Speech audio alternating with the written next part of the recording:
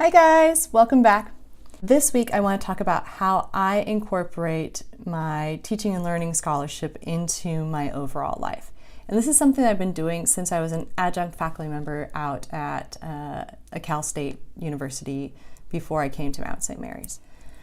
What I did was I tried to find ways of keeping teaching and learning forefront in my mind without always having to make it something that I was setting special time aside for, or that I needed big blocks of time for, because that was something that, as I was commuting a lot, I found to be really, really difficult.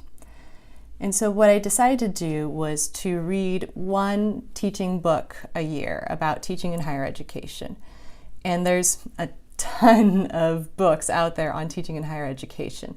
But if you haven't read any books yet about teaching in higher education, I would recommend starting with McKeachie's Teaching Tips, which is just a good basic book that can explain to anybody, whether you're brand new or somebody who's more seasoned, what some of the basics of good teaching are. Because often we engage in teaching practices as we were taught and not always following evidence-based teaching practices.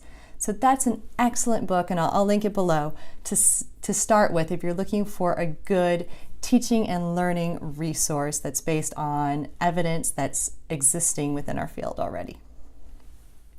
The other thing that I do to try and further my knowledge of teaching and learning in higher education is I listen to a podcast called Teaching and Learning in Higher Education.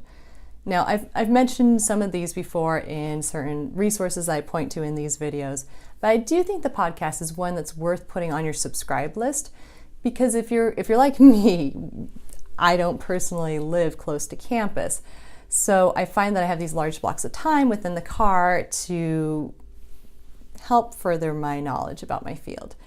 And what I like about this resource is that the interviewer is really good, easygoing, easy to listen to, but additionally, she's always bringing in people who are interesting and doing cool and new things within teaching in higher education.